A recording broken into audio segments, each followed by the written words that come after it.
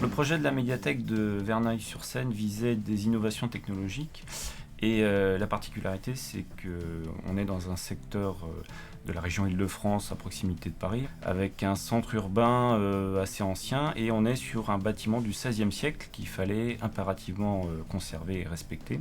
L'idée avec les contraintes réglementaires actuelles, c'est de faire une boîte dans la boîte sans s'appuyer sur la structure existante, pour justement ne pas affaiblir les murs et les fondations de ce bâtiment.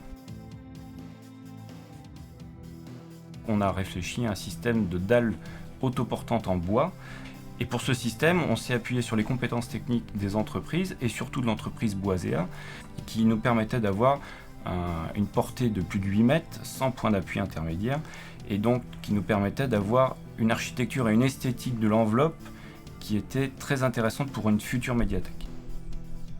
On est spécialisé dans l'ossature bois, la performance thermique du bâtiment. On traite des bâtiments pour le privé, pour des bâtiments publics, également pour le tertiaire, en bâtiment de bureaux.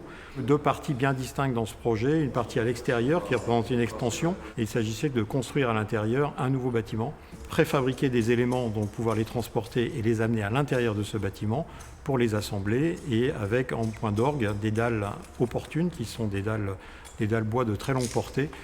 Et donc l'enjeu était de déplacer ces éléments de charpente lourds et de pouvoir les poser de façon très précise au millimètre. Donc on a pour ça beaucoup réfléchi avec le cabinet d'architecture PBO, notre bureau d'études.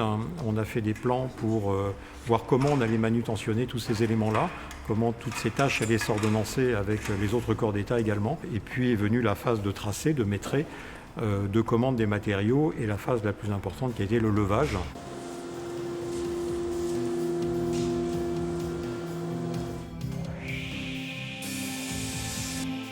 On est sur des murs en ossature bois qui sont isolés en ouate de cellulose. Tous ces bois ont été travaillés dans cet atelier pour réduire les nuisances de chantier.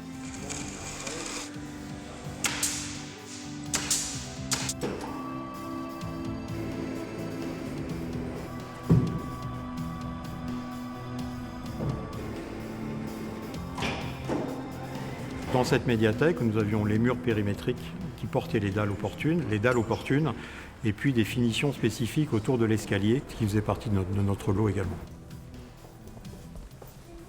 Nous avons aussi réfléchi à un système qui permette de réduire l'effet albédo de montée en température des centres urbains.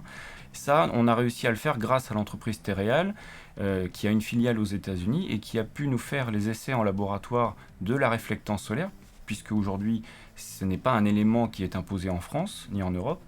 Et Terreal a permis de vérifier cet indice, et on a une tuile qui est conforme à une certification environnementale internationale, le LEED, mais aussi à des contraintes réglementaires typiquement françaises et typiques de la région Île-de-France.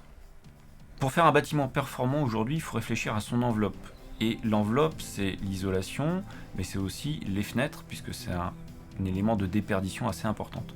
Donc on a travaillé avec le fabricant Tecnal, un fabricant d'aluminium agréé qui permet de justement avoir un matériau recyclé, puisque l'aluminium est recyclable, et aussi avoir des performances énergétiques assez élevées, avec des rupteurs de pont thermique sur les châssis et des vitrages haute performance.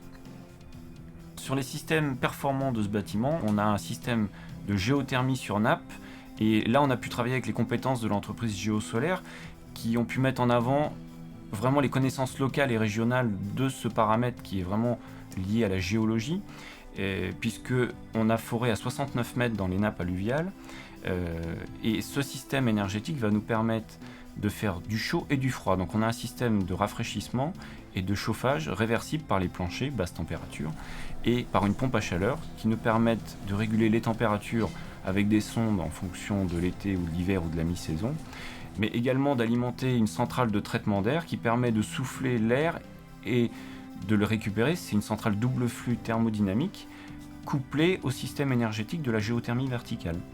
Donc on récupère les premiers degrés des calories qui sont les plus énergivores dans le bâtiment par des énergies naturelles.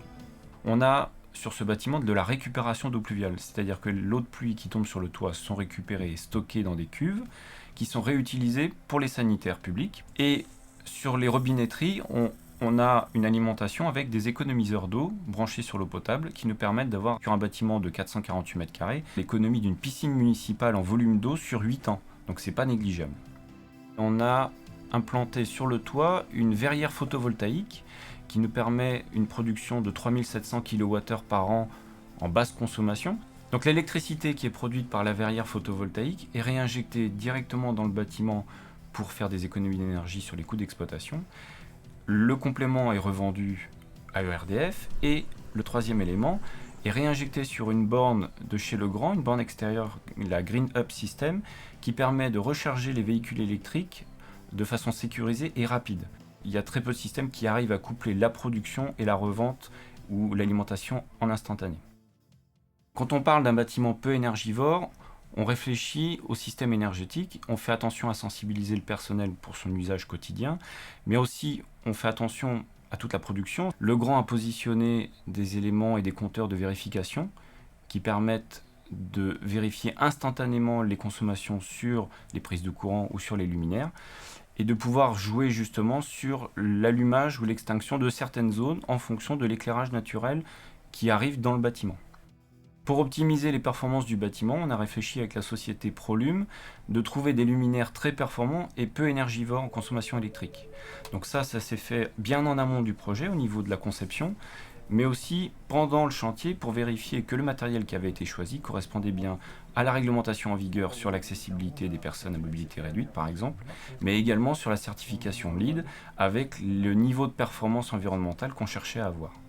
Le travail en équipe et l'utilisation des compétences de chacun, on a pu le mettre en œuvre avec OG International, notre bureau d'études qui nous a suivis pendant tout le projet de la conception à la réalisation sur la certification LEED.